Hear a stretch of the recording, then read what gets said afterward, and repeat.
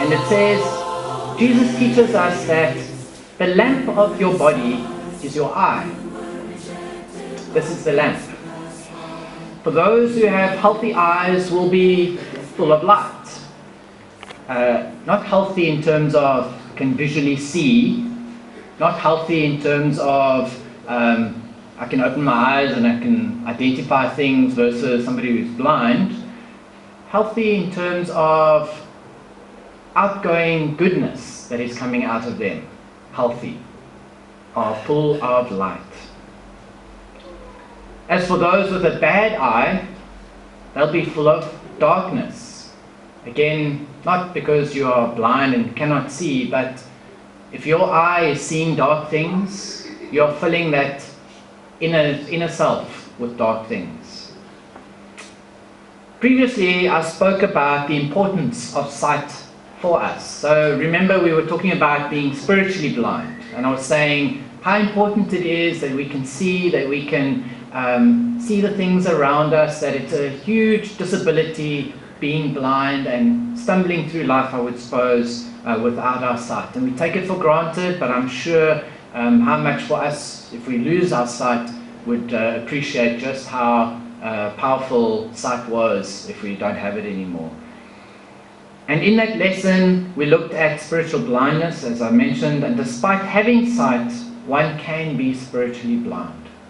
So we saw the lesson of the healing of the blind man, despite everybody knowing that he was the blind man, needing evidence that maybe it was somebody else and maybe he wasn't blind at all. We explored the value of sight, visual seeing, being able to see in this world around us, and what a physical impairment it would be not having any sight. Having sight prevents us from stumbling over things, bumping into things, being able to get from A to B, being independent, I suppose. My Gray never lost her sight. She lost her hearing. She struggled to hear us. It was almost shouting at her. It was very uncomfortable having to shout at her so that she could hear us. The TV was exceedingly loud in the house when for her to just hear the news, and for her to Seven Dalan, she loved Seven Dalan. Wow, it was loud, and we had to sit in other rooms just to could clearly hear it, but yeah, to bear the noise. But she never lost her sight. She could see, she could read, she loved reading right up to the very end. She was a super reader, if there's such a word. A power reader is the right word for her. Being able to see another's facial expression. So we're in a very new world at the moment. For those who are in the business world, things like Teams and Meet and Zoom have come about, and people are now in distant places. They could be pretty much anywhere in the world now. They could be lounging on the beach, having a business meeting, and many choose to not have their camera on, don't want people to see where they are, or what the background is, or what they're wearing. Maybe they didn't put all their makeup on, maybe they got their beach clothes on, they're going to shoot out onto the beach just after the meeting and just have the top half of their outfits on. So the camera is seldom on. So we are missing out on having conversations and being able to see people's expressions. I have a different attitude about it. I make a principal effort to have my camera on when I'm talking to people, and it's amazing. I recognize people's voices, but I don't know who they are, and immediately when they walk into my office or I walk into a meeting, they know me and I have no idea who they are. And they go, "But it's me, you've been talking to me for more than a year." And you are, and when I hear the voice, I go, "Oh, Pete, is that what you look like?" Crazy as it sounds, crazy as it sounds. But anyway, A huge difference in being able to see somebody, seeing their facial expression, seeing the way they talk to you is a very big difference as opposed to having a conversation over a telephone. Or gives more meaning at least to just hearing them. Our eyes obtain huge visual stimulation through television, through video content, through what the world has to offer, through advertising. I think marketers are an amazing breed of individual. They know exactly how to stimulate you, how to, sorry, I have to say Nando's is brilliant. Their ads are just brilliant. The things they come up with really draw your eye to how clever is that. And so again, huge stimulation through visual sight, through what we see content being provided. Thus, it could be true that what we feed our eyes, what we see, what we allow our eyes to see, feeds our body. The lamp are these eyes of ours. And what we feed our body will emanate in who we are and how we react to all those around us. So if we're feeding ourselves with violence, we are going to be violent. If we are feeding ourselves with lies and theft, we are going to be lying and thieving onto others. If we are, I would say, sexually immoral, I would assume you'll be sexually inappropriate to others around you. So yeah, feeding our bodies, or what we feed our bodies, is going to emanate in the type of people that we are. Matthew chapter 6:22 reads, Jesus speaking says, "The eye is the lamp of the body." So if your eye is healthy, your whole body will be full of light. And we're not talking about healthy here in terms of I can visually see, but healthy in terms of goodness that I'm feeding it. But if your eye is bad, your whole body will be full of darkness. If then the light in you is darkness, how great will the darkness be? So how is this possible? That the light in you can be darkness? Sorry, I'm an engineer, I'm a scientist. By definition, you cannot light darkness. You can have darkness in the absence of light, but you cannot have light darkness. If then the light in you is darkness, it's the absence of light. So something is missing. So Jesus is saying there is meant to be a light in you. It is meant to be there. And you can choose to extinguish that light, put it out, cover it, put it aside. But what is meant to be there is light. And if you extinguish the light, what will be there is darkness. It will be the absence of light. Isn't this only possible in the absence of light? So the fullness of darkness, let's explore that a little bit. Thus a bad eye makes your whole body full of darkness. Obviously this doesn't mean a physically bad eye, or one that fails to see, one that fails to observe the world, one that is blind. Brother, I'm not blind, so I cannot be bad. You don't need to be blind. You can have a bad eye in terms of what we allow that eye to see. The wickedness, filth, whatever. And it makes our body full of darkness. So instead it refers to what we feed our eyes with, what we allow it to be indulged in. And I like the word indulged. It's a good connotation towards not good things. And whether we can change that word indulge, later on we'll talk about that. So what do we allow we indulge in? And what stimulates our sense of seeing? So what are we attracted to? Are we attracted to singing and wholesome things? Are we attracted to wanting to take part in things of goodness? Or are we attracted in, help translate, skopskiet en donder, violence and anger and that type of stuff. Murder, violence. struggling there. If it is wickedness and violence and evil thoughts, there's the translation, such as theft and murder and adultery, then this takes away the potential light that is within us. Matthew chapter 7 verse 21. Other things that might indulge the eye: orgies, drunkenness, sexual immorality, sensuality, quarreling and jealousy. Also found in Romans chapter 13:13. Paul talks about need to avoid these things.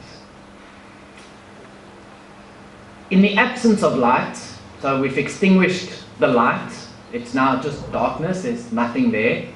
This further leads us to indulge in the works of the flesh. So the things that we enjoy, the things that are making us, enjoy flesh. Being sexual immorality, impurity, sensuality, maybe food, maybe clothing, maybe accessories, maybe, I don't know. Galatians 5 verse 19. Paul warns us against all those who are sexually immoral or impure or who have coveted, nice good word, things that we desire, things that we aspire towards wanting, will not be able to inherit the kingdom of Christ and God, as found in Ephesians chapter 5 verse 5. Paul in fact pleads that we put to death and bury. It's not just kill and put aside, we need to bury it, we need to cover it over, we need to put it aside. Our evil desires and those things that we covet, we want at all costs, we drool over or idolize. I want that first generation or fifth generation smartphone, Apple latest thing that's come out, or I suppose I must confess I covered the latest Hilux Bucky that's come out and all the fancy things that it can do and the four-wheel drive that it has and all the fancy features that they have in it. Idolize. I want that thing. At what cost are we going to give up and sacrifice? Obsess about. Colossians chapter 3 verse 5. All these things and more need to be fed from something in order to mature. And that one thing, or the focus of that one thing that feeds the lamp, is our eye. So let's purify this eye. Let's feed it with purity, because the eye is the lamp of the body. So all is not lost. That's an amazing thing. All is not lost. It doesn't matter what has happened in the past. It doesn't matter where we find ourselves. It doesn't matter how bad things are. All is not lost. Things are lost when death has knocked on your door. Then it's all lost. But while we have breath in our lungs, the Lord has blessed us this day to do something about it. And we are not without hope to salvage a very desperate situation. What is required to help relight our whole bodies is to purify the eye. Feed it with something whole. And by that we mean, to feed it with something whole. This, of course, is much easier said than done. Much easier said than done. Very easy to say, let's put aside the wicked things of the world, but how did we get to those desirable things? We desire them. They nurture us, they intrigue us, they draw us to it. Much easier than having wholesome things feed the body. So by no means is this an easy thing to do. In fact, when all around us the world is feeding us with easily to obtain things, and some of the things I've listed: drugs, alcohol, violence, wicked content. Open a newspaper, it's public knowledge. You won't find on the front page a good thing and a wonderful thing and something to be praised and something to be, that just does not sell. Find the bad things, how government failed here, how that person cheated there, how this person has stolen from here. Just pages and pages of sad and disappointing and poor stuff, and scratch down in a corner, maybe we'll find some good news, some relief, some wonderful news to feed ourselves, but that's definitely never the headline. Maybe there's something about the Olympics, that was a good thing, maybe there's something on the cover page there, but usually it's bad. We need to seek out and find the wholesome stuff. There's a job that we need to do. It doesn't land in your lap, it doesn't just come easily, it doesn't suddenly wake up in the morning and say, ta-da-da, I'm here. No. It needs work. It needs to be opened. It needs to be found. It needs to be climbing into our cars and going somewhere. To find that goodness, to find that love and kindness that God desires of us. Such goodness is found here within the church. And I was recently blessed yesterday with such goodness when the church came to bless me with their presence at my home. It was wonderful having the church there. The house is upside down, doesn't matter. It was wonderful. Love having everybody there, love the presence of being there. I could have done a million other non-relevant, non-wholesome, non-biblical stuff yesterday, but I was blessed by your presence. Blessed by the wholesomeness of being with you, the singing, the praise, the talk, the conversation. It was wonderful. Thank you for that, for doing that for me. Being in fellowship with you, seeing everyone enjoying themselves, even though the weather was miserable and cold. You still came out and filled my heart, my home with laughter and with love. Despite what is happening out there, you came anyway. And that was amazing. And filled my eyes with all that love and laughter. We sang, we prayed, and filled our eyes with that which helped feed our bodies with light and with wholesomeness. That, I'm afraid, is not possible out in the world. Not possible without the church. Further purification can only be found not just in our attendance on Sunday mornings, being here right now, but also in our involvement in church activities. So I want to encourage those who weren't able to attend, please join the next activity. Please make every effort that you can to participate, to be there, to contribute in whatever way is possible, because of that wholesomeness that comes forth from it. Be involved in the ladies' ministry, for those who are part of the ladies, which includes the teaching. I know it's daunting for the ladies, it's not something that comes naturally, not natural to speak in front of others, I suppose, but participate anyway. Contribute where you can, as much as you can, be involved where possible. Don't be overwhelmed by those who, for them who think it comes naturally, it's also not that natural for them. They're trying just as hard, but be there and support in whatever way, through teaching, through prayer, through fellowship work done. Men, be involved in the men's ministry, and there's always work to be done there. Always in need of work to be done there.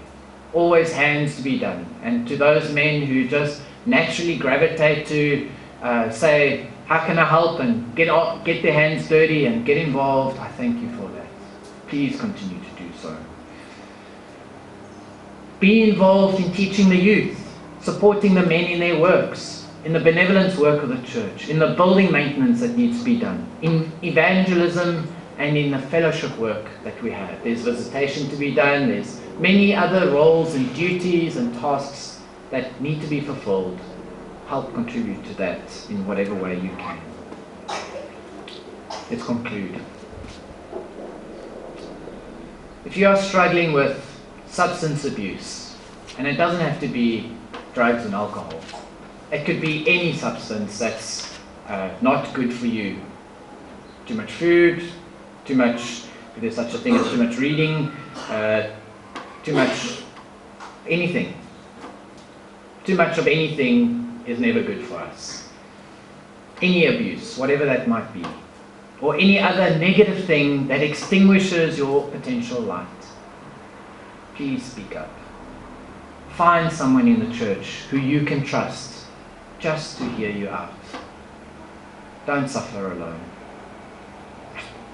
If you are having serious challenges in your marriage, know that you are not alone. Marriage is not easy. Marriage does not just come naturally to all the gifted.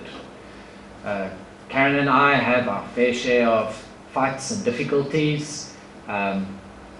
Maybe I get off with more bruises, but that's how it's meant to be.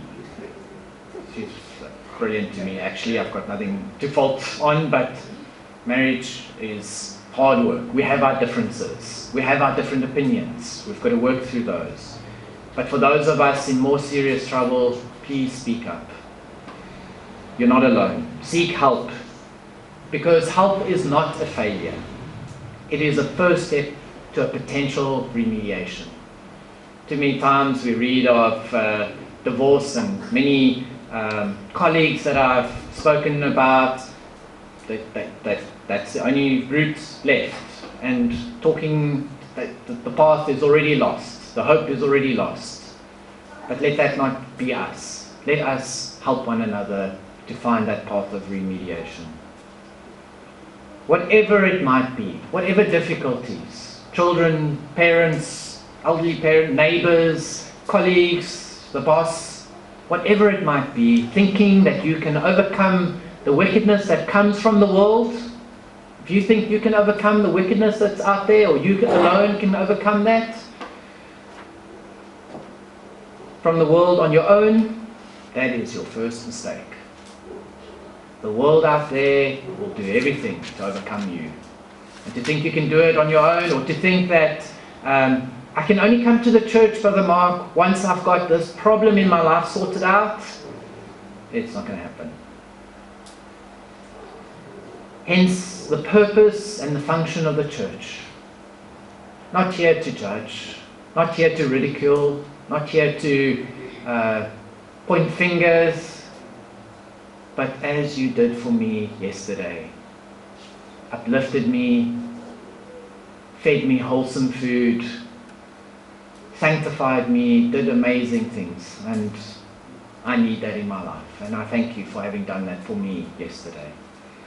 That is the purpose and the function of the church, to help one another overcome the desires of the world. And boy, there are desires out there. Seeking help, I want to reinforce, is not a failure, but it is the start to reigniting a flame of light that is meant to come from within us. There is meant to be a light. It is destined to be a light. It's not meant to be extinguished. It's not meant to be out. Allow the church, allow the work of the church to work in your life to reignite that flame if you find it fading or extinguished or under threat by what we find out there in the world. For those of us who think our lights are burning brightly, beware of the prowling lion who is setting up every entrapment and temptation and challenge possible. He wants you bad. He wants you so bad. Please, please be careful. For those of us who think our lights are shining brightly, ever so more are we needed in the church. Ever so more do we need the church's help in our lives. Hence, no one is truly free or without fault, and no one can say that they can do just fine without the church. Boy, have I heard that so many times, and boy, does it sadden me when you hear that. I don't need the church, Brother Mark. I'll do just fine without it. Or, I've got too many problems in my life. I'm not ready yet to come into the church. It just wouldn't feel right. Brethren, that's exactly the right time to be in the church and to find the love that you find in the church like I did yesterday. And there I want to reinforce, not even for me or my family can we succeed without the church. Not even me. Each of us are exceedingly dependent on one another. And if you don't want to be dependent on one another, we've got work to do. I need you. I need you very much in my life, and I thank you for being in my life. So I'm dependent on each one of you. And we need to overcome any interpersonal problems. Because you see, there's no such thing as a happy family. Families need work. Families have to talk to one another. Families need to engage. And if there's any animosity, if you've got any hurt feelings that I've done to you, me, Mark, personally, please let me know about that, that I can make right with you. And if there's any bad feelings with another brother or sister sitting amongst us, please go and speak to them. Please make right. And if after speaking to them you can't make right, please find a mediator to make right. But let's make right. Let's fix any animosity, any difficulty that you may have with one another, so that we can help one another and be dependent on one another.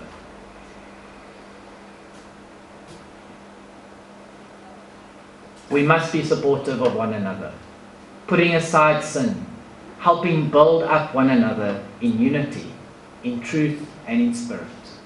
And here's an important part of how we support one another. We don't support our sin habits. We don't support maybe the truth and bending it slightly and allowing and tolerating things that are not the truth and not the spirit. No, no, no. We need to be very focused on those things. Because why? The purpose of what we're trying to do is purify our eyes, purify our souls, and ignite and keep that lamp lit brightly. Finally, be exceedingly protective of what your eyes get to see. Be exceedingly protective. Be a guardian. Be a soldier. Be an army general as to what your eyes get to see. Paul teaches us everything out there, you might be entitled to see it. There's nothing wrong with alcohol. It's just another liquid. You drink it. It's not going to kill you right there and then. But choose. Be different in whether you want to participate in that or not, and what it will do for you or not. If your eye is failing you, or any other body part, maybe it's not your eye this time, maybe it's an arm or a leg that's walking you down that troublesome path. Jesus taught a very extreme solution to rather cut it out, cut it off, if it is failing you that badly. Matthew 18 verse 9. And if your eye causes you to sin, tear it out and throw it away. Wow, that's surely Jesus wouldn't say that. I mean, this is his temple. Protect that temple. Get rid of those things that are failing it. For it is better for you to enter life with one eye than with two eyes to be thrown into the hell of fire. So there's a very serious reality that comes from that statement. So heaven is a very real place. It exists. I want you to really believe that heaven exists. There is a place that we will be going to. And heaven is one of those places. However, it is reserved, or it's there for those who seek and find it. You need to be looking for it. You need to be finding it. However, so also is hell. A very real place. And it is reserved. It is earmarked. It is your reservation for all those who have failed to seek or failed to find. It's not really a choice, like I can choose to go to heaven or to hell. You fail to find heaven, your reservation is booked to go to hell. let that not be any of us. Let us be protective, exceedingly protective, what we feed our eyes. And lastly, let your eye not deceive you, but purify it.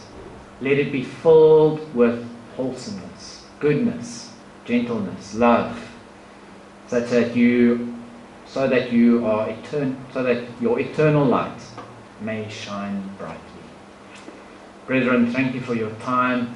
At this time, if there's anybody in need of prayer, let it be known as we stand now and sing the song of invitation that is before us. Thank you. There's a message true and glad for the sinful and the sad. Bring it out, bring it out. It will give them courage new, it will help them to be true. Bring it out, bring it out. Bring out the word for land and sea.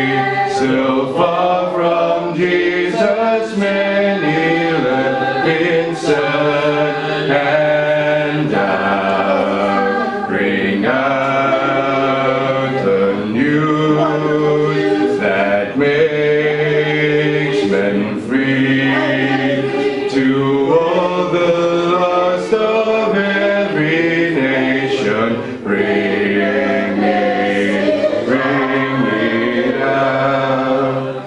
Tell the world of saving grace, make it known in every place. Bring it out, bring it out. Help the needy ones to know Him, from whom your blessings flow. Bring it out, bring it out. Bring out the word for land and sea.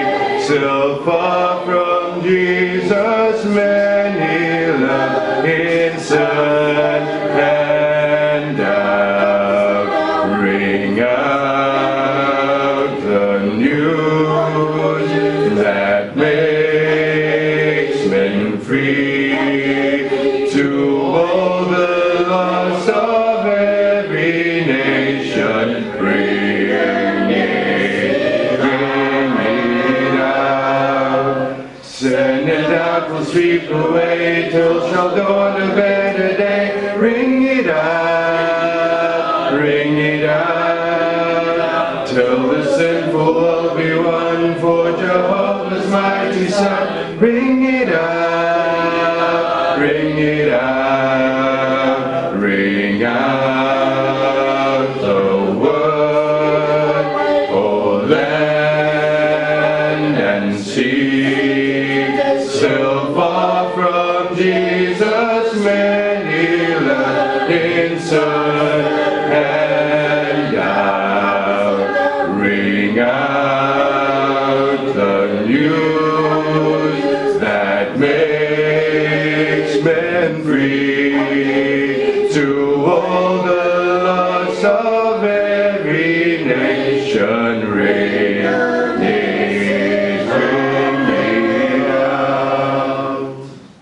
You were despised, you were rejected, Lord, those who passed by, even averted their gaze from the sight. Such was the suffering you bore for